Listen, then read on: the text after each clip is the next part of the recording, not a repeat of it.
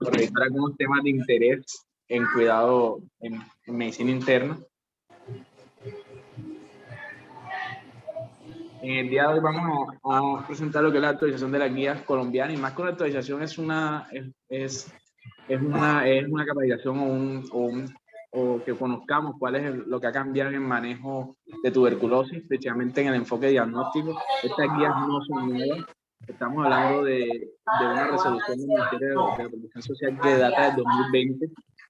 y que de alguna manera fundamenta lo que deberíamos hacer para el manejo del paciente con tuberculosis.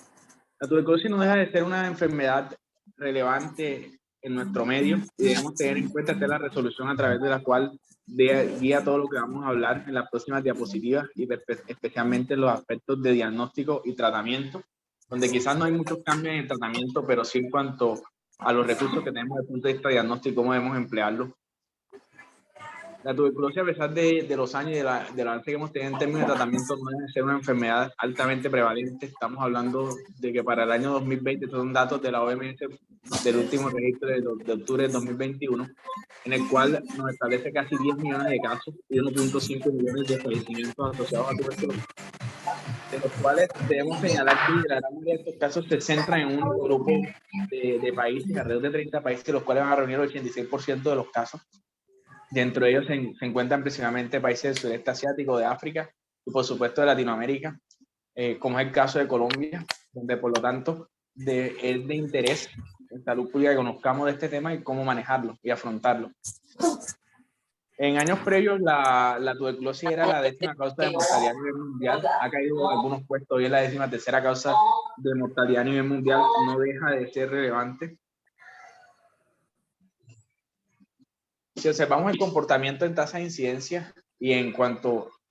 a mortalidad, observamos que la tendencia en incidencia tanto de casos de tuberculosis en pacientes no inmunocomprometidos con VIH como aquellos comprometidos con VIH, la tendencia ha sido a ir disminuyendo en cuanto a los casos, así como la mortalidad, pero no dejan de ser cifras importantes, no dejan de ser una causa relevante de mortalidad y por lo tanto no pierde vigencia entre los temas a revisar. Para Colombia tenemos reportado, según el Civigila, en el registro de noviembre del año anterior, 26.7 casos por 100.000 habitantes. Colombia está en una incidencia de alrededor de 25 a 50 casos por 100.000 habitantes, dependiendo de dónde lo revisemos.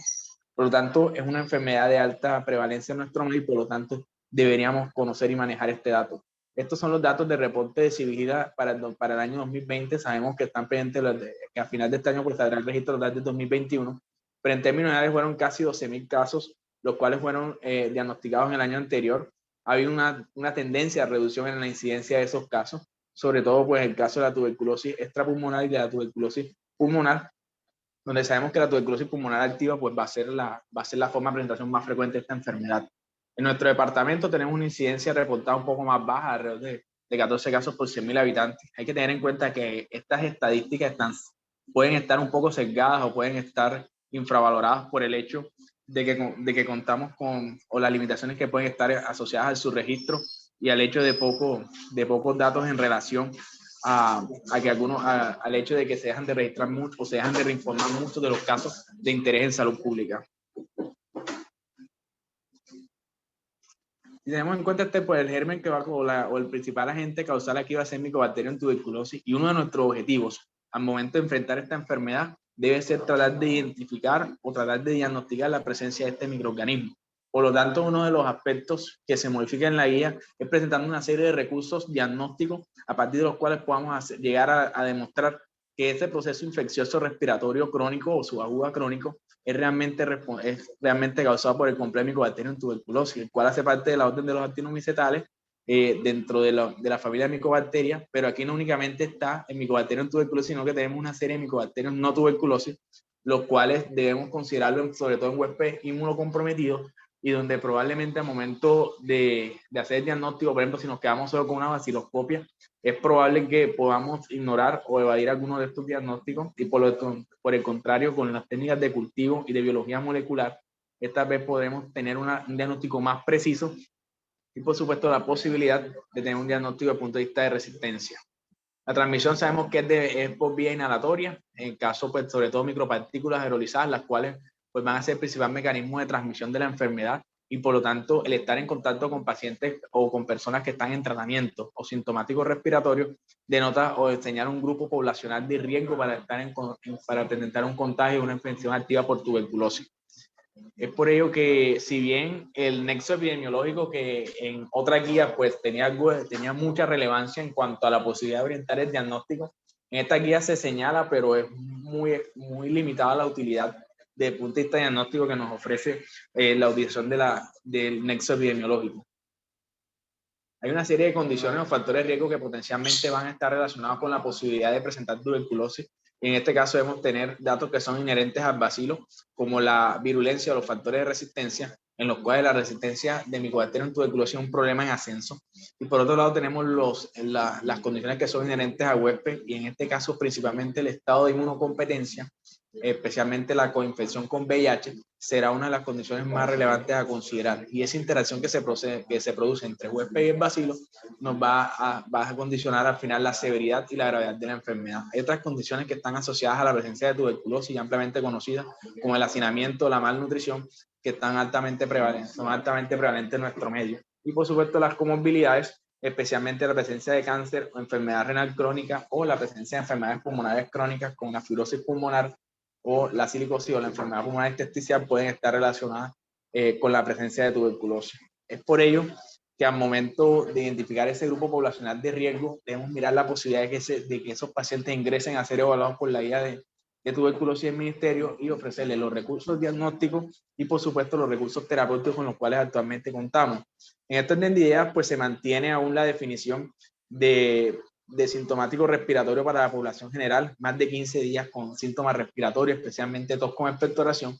y que esto pudiese estar acompañado de otros síntomas generales como fiebre, malestar general, pérdida de peso o hemoptisis. Y en el caso de pacientes inmunocomprometidos por VIH, tendremos en cuenta que desaparece el factor tiempo de 15 días, y el simple hecho de tener sintomatología respiratoria nos obliga a considerar que potencialmente esa sintomatología respiratoria puede estar explicada por la presencia de tuberculosis. Para la población restante con comorbilidades, aplica aún el punto de corte de 15 días. Ten en cuenta la sintomatología general asociada a tuberculosis realmente es algo que es conocido por todos: la fiebre vespertina, la presencia de disnea, fatiga y la pérdida de peso, y que los síntomas respiratorios, principalmente la cronificación de esos síntomas respiratorios, más allá de 15 días en pacientes no inmunocomprometidos, especialmente la presencia de tos con expectoración o hemoptisis, nos debe obligar a considerar la posibilidad que estemos en presencia de una tuberculosis pulmonar.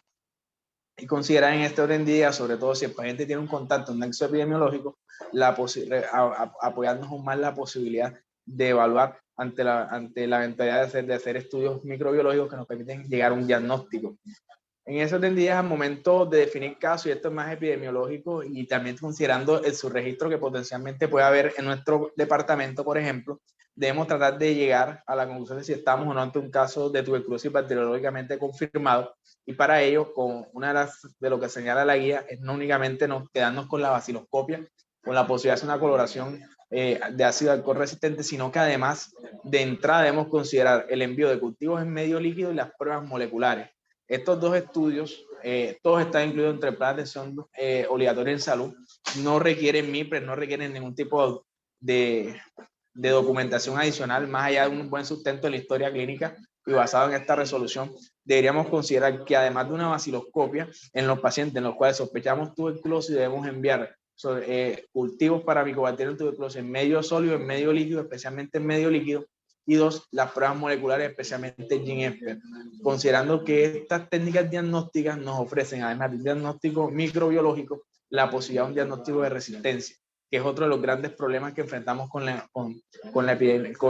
tuberculosis. El diagnóstico clínico básicamente se va a fundamentar en el comportamiento clínico del paciente, en el hecho de que sea un paciente sintomático respiratorio, como ya se ha venido comentando, el nexo epidemiológico y los hallazgos radiológicos, ya sean por radiografía de tórax o por tomografía, entendiendo que la tomografía no es un estudio de primera línea y en ningún momento pues será un estudio preponderante dentro de la toma de decisiones en tuberculosis, más allá de que estemos, a excepción de que estemos pensando en complicaciones o en otras condiciones, o en tuberculosis extrapulmonar. Debemos clasificar la tuberculosis pues de diferentes maneras, de acuerdo a la locación anatómica en pulmonar o extrapulmonar, De acuerdo a la historia de tratamiento, y esto nos permitirá sobre todo en aspectos epidemiológicos, el estado serológico del paciente con respecto al VIH, es claro que vamos a tener pacientes tuberculosis con VIH negativo o pacientes que tengan tuberculosis y un estado desconocido de infección por VIH, pero la idea es que este tercer eslabón pues sea menos, el porcentaje más pequeño y en general todo paciente con tuberculosis iremos a evaluarlo la presencia de coinfección por VIH. El perfil de resistencia y el resultado que se pueda tener en tratamiento en la medida en que potencialmente el retraso en el inicio de tratamiento en tuberculosis y la presencia de complicaciones asociadas a la evolución de la enfermedad tiene una elevada mortalidad. Y si el paciente va a una unidad de cuidados intensivos por tuberculosis y falla respiratoria, la mortalidad puede estar llegando inclusive al 80%. Cuando hablamos de tuberculosis pulmonar o hablando de la clasificación anatómica, debemos decir que la tuberculosis pulmonar incluirá todas las afecciones del parénquima pulmonar y del árbol laringotraqueobronquial, sin incluir lo que es la afección de la pleura. La tuberculosis pleural va a estar incluida dentro de las presentaciones extrapulmonares, al igual que cuando hay compromiso de ganglios mediastinales o estemos en presencia de una tuberculosis ganglionar, esta no se va a incluir, más allá de que sea intratorácica la presentación, no se va a incluir dentro de la tuberculosis pulmonar. Sino todos estos casos van a la tuberculosis extrapulmonar en la medida en que esta segunda clasificación nos orientará que potencialmente ese paciente va a requerir un tratamiento mucho más prolongado de lo que ofrecemos habitualmente en la tuberculosis pulmonar. Estas son las clasificaciones basadas pues, en el tratamiento previo que haya recibido el paciente y es de interés de salud pública porque potencialmente puede identificar una población que puede estar en riesgo de tuberculosis multiresistente o extensamente resistente y sobre todo cuando tenemos pacientes con reingreso tras una recaída, pacientes que se encontraban en tratamiento, finalizaron el tratamiento pero tienen nuevos cultivos o nuevos estudios positivos. Así como pacientes que estaban dentro del tratamiento y que terminaron pero que tuvieron o no lograron finalizarlo y tenemos un fracaso del tratamiento. Pacientes que definitivamente se perdió el seguimiento y que recibieron parte del tratamiento y que también todo este grupo de pacientes que van a reingresar basado en el tratamiento son una población de alto riesgo para presencia de resistencia. Y eso nos lleva a la última clasificación que es acorde a los perfiles de resistencia antimicrobiano. Y en este caso tenemos monoresistencia, que es resistencia puntual a un fármaco antituberculoso, que puede ser rifampicina o isoniazida, por ejemplo. Poliresistencia, en el cual vamos a tener resistencia a más de un fármaco, y en este caso no únicamente va a incluir el hecho de que haya corresistencia a rifampicina y isoniazida, sino que además a las fluoroquinolonas o a otros de los antituberculosos de segunda línea. Y resistencia puntual a la rifampicina, en el cual la podemos detectar por medios fenotípicos o genotípicos, y para poder hacer este tipo de estudios necesitamos los medios de cultivo, líquidos o sólidos. Es por ello que de entrada debemos considerar siempre el envío de cultivo en pacientes con tuberculosis. No debemos esperar resultados de la vaciloscopia para este tipo de decisiones. Y al momento de las cepas de mayor interés o de mayor riesgo clínico, tenemos la multiresistencia, en la cual además tenemos resistencia simultánea a isoniazida y rifampicina o que puede estar combinada con otros antituberculosis. Si además sumamos un inyectable, una fluoroquinolona, debemos hablar extensamente resistente. Tener en cuenta que estos dos tipos de resistencia a tuberculosis pueden estar incluidos dentro de los conceptos que previamente revisamos, especialmente el de poliresistencia. No son mutuamente excluyentes y más que todo el interés va en el hecho de que potencialmente van a requerir un cambio en la terapéutica y inclusive extender aún más el cubrimiento antimicrobiano. Y esto pues básicamente para tenerlo siempre presente, la posibilidad o los diferentes desenlaces que pueden ocurrir a partir del tratamiento y de interés importante, pues el fracaso terapéutico, pacientes que se encuentran en tratamiento antituberculosis después del cuarto mes aún persiste con vaciloscopias o cultivos positivos. La vaciloscopia nos puede servir para hacer seguimiento o podemos hacer directamente cultivos. Tener en cuenta que si un paciente después de 2 meses aún persiste con pruebas microbiológicas positivas, ese es un paciente de riesgo para presentar fracaso del tratamiento antituberculosis. Diagnóstico entonces fundamental y es una de las cosas que debemos sacar de conclusión de esta presentación, es que el diagnóstico no lo podemos fundamentar únicamente en la vaciloscopia. Debemos tratar de utilizar métodos bacteriológicos, microbiológicos y que nos permitan hacer un estudio fenotípico y genotípico de la bacteria que nos permita identificar cuáles son sus factores de riesgo de resistencia y potencialmente cambiar la indicación terapéutica. Entonces, la recomendación puntual de la guía y por ello todos los métodos diagnósticos que vamos a revisar a partir de las siguientes diapositivas están incluidas dentro del plan de atención obligatorio en salud y por lo tanto podemos indicarlos desde el servicio de hospitalización. Entonces, una vez que hemos realizado un estudio microbiológico,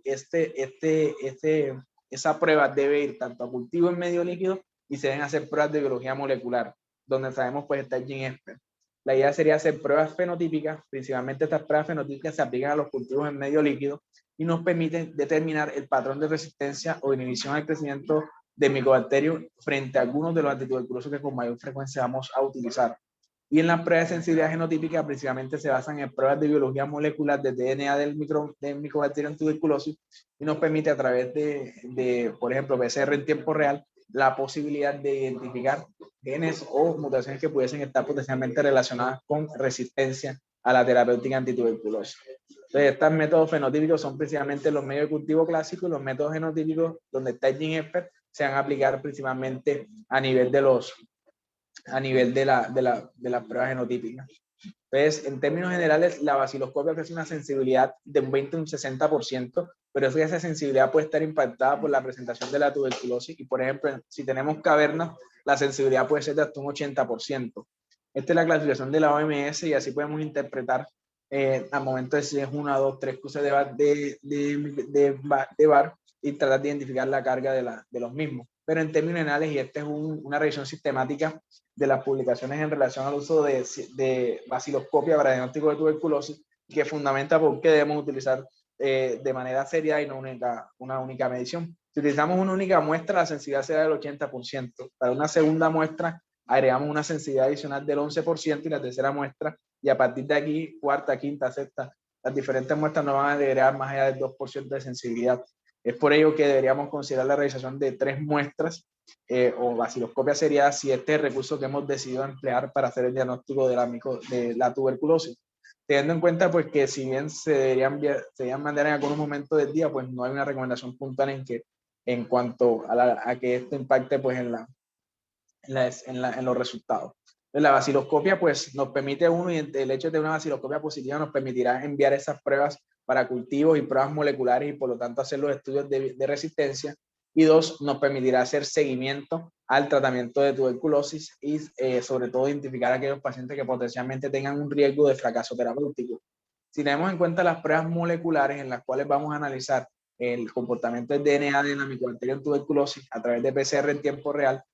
la gran ventaja que nos ofrece estos tiempos de obtención de resultados inferior a 2 horas, una sensibilidad cercana al 88% y una especificidad del 98%, y nos permite además de detectar la presencia del DNA del micobacterio en tuberculosis, la posibilidad de identificar la resistencia a los fármacos antituberculosos. En Colombia, en términos generales, y esto se los traigo textualmente de la guía, la prueba que deberíamos utilizar para hacer diagnóstico de tuberculosis es GeneXpert. Serían las pruebas moleculares. Entonces, en términos generales, este debería ser la estrategia diagnóstica que deberíamos utilizar sumado a las estrategias de cultivo, sobre todo en medio líquido. Entonces, cuando vemos en términos de estos estudios, el Amplicor, que es el que potencialmente tenemos disponible en nuestra institución, ofrece si tenemos una vaciloscopia positiva, nos permite una sensibilidad alrededor del 91% y una especificidad del 99% para identificar el DNA de la micobacteria y por supuesto la posibilidad de poder hacer los estudios de resistencia. Este es un estudio publicado en England en el año 2010, incluyó población de Perú, Azerbaiyán, Sudáfrica e India. Fueron casi 2.000 pacientes, en los cuales el rendimiento diagnóstico de estas pruebas moleculares fue de una sensibilidad del 98% y una especificidad del 98%. Referencias como esta nos obligan a considerar a las pruebas moleculares como pruebas diagnósticas idóneas para hacer el diagnóstico de tuberculosis y por supuesto la posibilidad de hacer estudios de resistencia. Esto incluye en múltiples algoritmos diagnósticos. Este es de una publicación reciente del Journal de India sobre tuberculosis, en el cual observamos si bien en pacientes con TB que estemos sospechando, pues ellos arrancan con vaciloscopia y con hallazgos radiológicos, pero en el centro del algoritmo diagnóstico nos obliga a considerar las pruebas moleculares. Y esto va a depender de lo que tengamos disponible en nuestros medios. Y en términos generales, esa prueba molecular nos permite tanto hacer la identificación de micobacterias y hacer el estudio de resistencia. Si hablamos de tuberculosis extrapulmonar, en este caso, pues además de las pruebas moleculares y los cultivos, debemos considerar lo que nos aportan el estudio histopatológico, ya que en últimas, para poder, más allá de la sospecha clínica elevada que podamos tener de un diagnóstico de una tuberculosis, al final la única forma de saber que estamos en presencia de una presentación extrapulmonar será lograr identificar y demostrar la presencia de micobacterias. Es por ello que en este escenario, además de utilizar los cultivos habituales, las pruebas moleculares, debemos considerar también los estudios histopatológicos. Cuando hablamos de los cultivos para micobacterias en tuberculosis, son el gol estándar diagnóstico de la tuberculosis, más allá de la prueba molecular y más allá de la baciloscopia. Por lo tanto, todos los pacientes deberían tener cultivos para micobacterias, sobre todo en medio líquido. Tener en cuenta que para identificar la presencia de los bacilos necesitamos una prueba, una muestra que tenga alrededor de 10 a 100 bacilos, y estos cultivos, por lo menos los de primera generación, los cultivos en medio sólido, requieren más de 4 semanas para el crecimiento, pero cuando utilizamos los cultivos en medio líquido, tenemos una sensibilidad de casi superior al 90%, de especificidad del 96%, y crecen antes de las 3 semanas. Esto es útil al momento de tomar decisiones. Por lo tanto, además de utilizar las pruebas moleculares, todos estos pacientes que nos ingresan con sospecha de tuberculosis, debemos considerar el envío y la realización de cultivos, y sobre todo cultivos en medio líquido, para estudios fenotípicos de resistencia. Este es un enfoque pues muy general de esos cultivos. Tenemos cultivos en medio sólido y habrán escuchado en muchas rondas de infectología pues todos estos nombres, pero en términos generales tenemos cultivos en medio sólido, cultivos en medio líquido, los cuales pues dependiendo del sustrato que empecemos para el cultivo podemos tener el Mildebrug, que es agar sólido, y crecen aproximadamente hasta 8 semanas para el crecimiento, y lo que son a base de huevo, de la proteína de huevo como el huevo Jace o gabo agudo, que van a demorar hasta entre 4 y 8 semanas para el crecimiento. Pero si vemos los cultivos de medio líquido, alrededor de 3 semanas para el crecimiento, y nos permiten además hacer los estudios fenotípicos para identificar el perfil de resistencia de las micobacterias. Por lo tanto, no debemos conformarnos únicamente con hacer un diagnóstico microbiológico, sino que además necesitamos expresar el perfil de resistencia y a partir de ahí tomar decisiones. Esto pues se ve en rendimiento diagnóstico que nos ofrecen este tipo de estudios. Y en cuanto a las imágenes, tenemos que la radiografía de tórax es un estudio de baja especificidad, pero una elevada sensibilidad. Hay que recordar que los hallazgos radiológicos, y ahora con la epidemia del COVID, podemos identificar que estos cambios radiológicos potencialmente, así como pueden ser explicados por tuberculosis, más allá de los hallazgos clínicos, pueden también ser explicados por infecciones por hongo, por bacterias atípicas. En términos generales, si bien una caverna o un infiltrado artificial apical pudiese estar relacionado con tuberculosis, pues no hay un hallazgo radiológico patognomónico de la misma, y por lo tanto los hallazgos radiológicos nos pueden sugerir, nos pueden obligar a considerar las pruebas diagnósticas microbiológicas, pero en ningún momento tendrán peso por sí solo para hacer un diagnóstico. La tomografía deberíamos limitarla a cuando estamos sospechando compromiso mediastinal, por ejemplo, una tuberculosis ganglionar, o definitivamente cuando tengamos alguna complicación derivada de la misma enfermedad. Otro punto de interés y otro punto de controversia son las pruebas de sensibilidad cutánea. En este caso, pues la prueba de tuberculina, en la cual, pues, lo primero que debemos decir, y es el mensaje de estas pruebas de sensibilidad cutánea, no son diagnósticas de tuberculosis. En ningún momento podemos asumir que un paciente con una PPD positivo es un paciente que tiene una tuberculosis. Nos puede ayudar a construir el diagnóstico, a identificar una población de riesgo, pero en ningún momento, pues, tendrá la posibilidad de hacer un diagnóstico. Lo que sí nos puede ayudar es identificar una población de alto riesgo, que es la infección, porque es los pacientes con tuberculosis latente, en los cuales potencialmente podrán iniciarse una profilaxis, un tratamiento con, por ejemplo, con isoniazida, en el caso de que vayan, por ejemplo, a trasplante o algunos procedimientos. Esa interpretación, esta es una revisión de Chet ya del 2012, en la cual pues nos obligaba a considerar que si teníamos una prueba de tuberculosis con mayor de 15 milímetros, pues en población sin riesgo, pues esta sería positiva, y en población con ciertas características o infección por VIH o que vengan de zonas de alta endemia, con solo 5 milímetros de diámetro de la prueba de tuberculosis, ya deberíamos considerarla como una prueba positiva. Al respecto, la guía es un poco más sencilla. Si tenemos menos de 5, pues se considera negativa, y si tenemos más de 10, en el gran grupo de pacientes inmunocompetentes, el trabajo de la salud se considera positiva, y en el rango intermedio, pues básicamente se pudiese considerar positiva en pacientes inmunocomprometidos, en niños con malnutrición, o en pacientes que tengan hallazgos radiológicos o algunas consideraciones o de inmunosupresión que puedan aumentar el riesgo para tener este tipo de infecciones. Pero si vemos ahí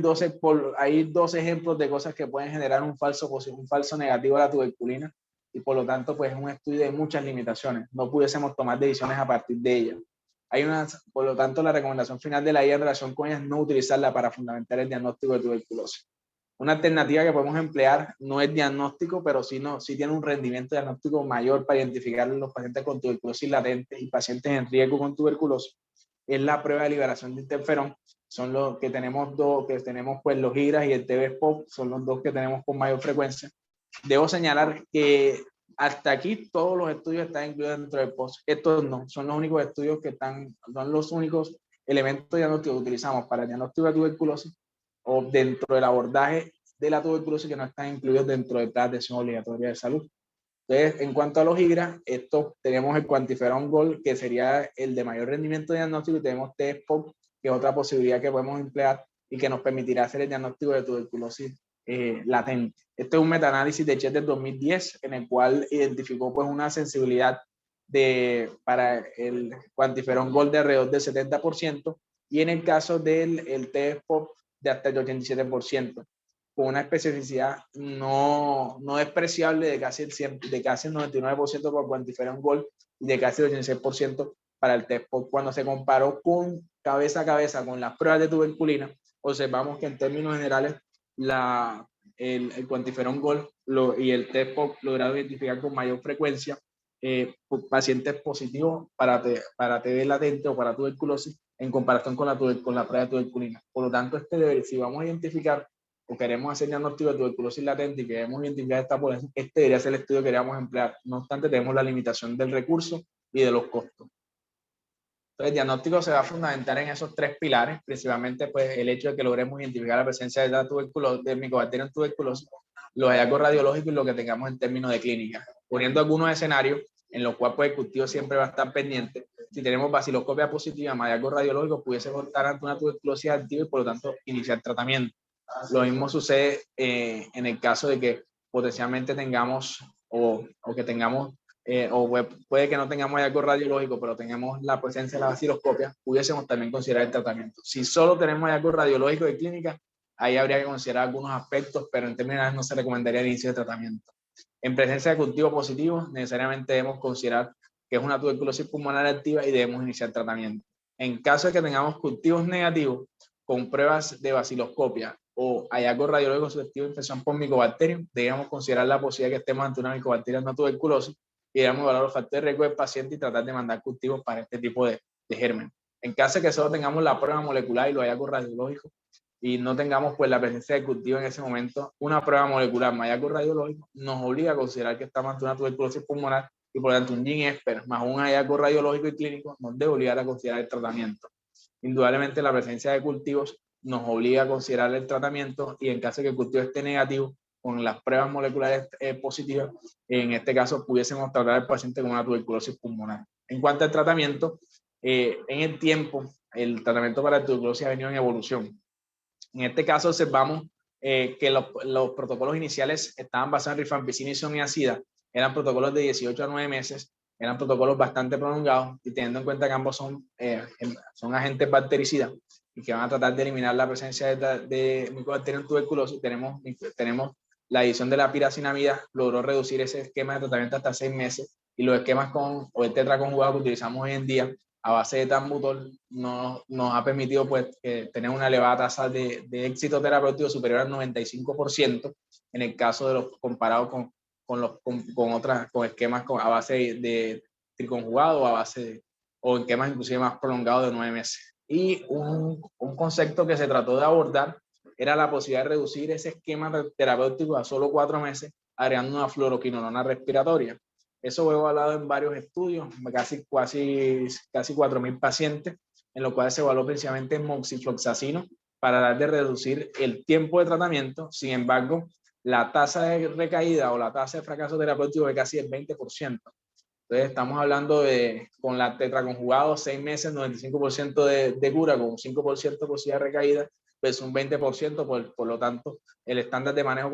continúa siendo el tetraconjugado por 6 meses. Esto no es nuevo, este es un estudio que fue publicado en Anales de Medicina Interna en el 90, en el cual se evaluó el esquema de 6 meses y el esquema de 9 meses, y en los cuales, pues en términos de resultados adversos, los pacientes que estuvieron en el grupo de 9 meses tuvieron mayor tasa de eventos adversos, y si observamos el grupo de 6 meses versus el grupo de 9 meses, en términos de tasa de curación, observamos que al final de los 6 meses, pues solo 15 pacientes pues, persistían con la sintomatología y tuvo una tasa con una eficacia de casi el 95% versus 90% para 9 meses. Son cifras muy similares, pero si observamos la tasa de eventos adversos con los tratamientos de 9 meses, observamos que se aumenta el tiempo de exposición a los medicamentos y por lo tanto la posibilidad de un evento adverso aumenta, sobre todo de hepatotoxicidad o disfunción renal. Por lo tanto, una ventaja de 6 meses es no inferior al esquema de 9 meses y no nos ofrece mayor tasa de eventos adversos. Los mecanismos de acción de esto y siempre que combinemos antibióticos, una de las consideraciones es que no empleen el mismo mecanismo de acción. En el caso de la terapia tetraconjugada para tuberculosis tenemos un antibiótico que actúa a nivel de la síntesis de la RNA polimerasa, como es la rifampicina. Tenemos dos antibióticos que actúan a nivel de la construcción de la pared celular, como es la isoniazida a través de la síntesis de los ácidos micólicos y el arabinogalactano, que es el etambutol. Y tenemos uno que actúa a través de los cambios en las características del equilibrio ácido básico en el paciente, en la micobacteria, como es la piracinamida. Tenemos 4 mecanismos de acción, por lo tanto, esa combinación, esa sinergia, nos permite tanto aumentar la posibilidad de erradicación microbiológica como la posibilidad de disminuir el riesgo de resistencia. En términos generales, la rifampicina con isoniazida va a tener principalmente la función de prevenir la reaparición de resistencia y de aumentar la capacidad bactericida. La piracinamida y la rifampicina, sobre todo la capacidad de eliminar o la posibilidad de esterilización de las muestras, y la toxicidad está representada principalmente por la rifampicina. En términos generales, podemos tener varias clasificaciones de los fármacos. Esta es la clasificación clásica, sin embargo, pues se esperan actualizaciones de la OMS donde esto probablemente va a cambiar, sobre todo por medicaciones en las recomendaciones con relación a los inyectables. Pero hasta el momento todavía aplica y de hecho si observamos el concepto de tuberculosis extensamente resistente, vamos a ver que todavía aplica la posibilidad de la fluoroquinolona y la resistencia a los inyectables. Hay factores que están asociados con aumento en la tasa o en la recaída de la tuberculosis, son precisamente que el paciente debute con cambios radiológicos, especialmente la presencia de cavitaciones. La persistencia de cultivos acidoscópicos a partir del segundo mes nos obliga a considerar que hay un potencial riesgo de resistencia a rifampicina y isoniazida, y por supuesto el estado nutricional. El paciente que esté malnutrido al inicio del tratamiento o el paciente que no presenta ganancia de peso en el transcurso de la terapéutica que se está ofreciendo. Entonces, este grupo de pacientes, y es por ello que no deberíamos esperar hasta llegar a este punto, sino considerar de entrada los cultivos y el GNSP para tratar de identificar la resistencia y modificar la estrategia terapéutica. Hay diferentes elementos que nos obligan a considerar el inicio de la terapia antituberculosa en el caso de que no tengamos pues, los elementos diagnósticos microbiológicos, como por ejemplo los factores de riesgo, la exposición a tuberculosis, los hallazgos radiológicos, precisamente los cambios en relación con la presencia de cavitaciones o neumonía cavitada, la posibilidad de tener o de tener una condición que potencialmente está amenazando la vida del paciente como un SDRA, o asociado pues a sintomatología respiratoria muy típica de tuberculosis, que estemos en un escenario de alta endemia.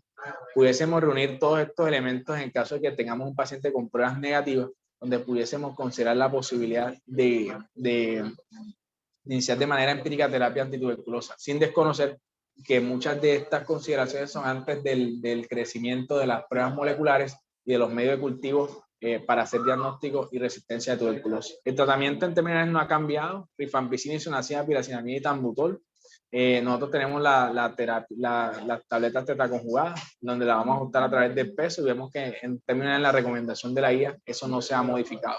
Y en el caso de que tengamos tuberculosis extrapulmonar o algunos otros escenarios de tuberculosis, potencialmente debemos considerar esquemas más extendidos de 9, 12 meses inclusive, de acuerdo a la presentación. Y finalizo la presentación indicándole que uno de los grandes problemas que estamos enfrentando con la tuberculosis es por ello que es importante que hagamos el diagnóstico temprano y que iniciemos un tratamiento adecuado e identifiquemos la resistencia. Es porque una terapia inadecuada está generando que se aumenten las tasas de resistencia a tuberculosis y en los últimos años observamos un crecimiento abrupto de la resistencia de gérmenes poliresistentes, extensas o multiresistentes, y por lo tanto estrategias para disminuir esto es utilizar un tratamiento de entrada adecuado, identificar los pacientes que tengan cepas resistentes y tratar de buscar rápidamente la erradicación microbiológica. Bueno, abrimos el espacio para las preguntas.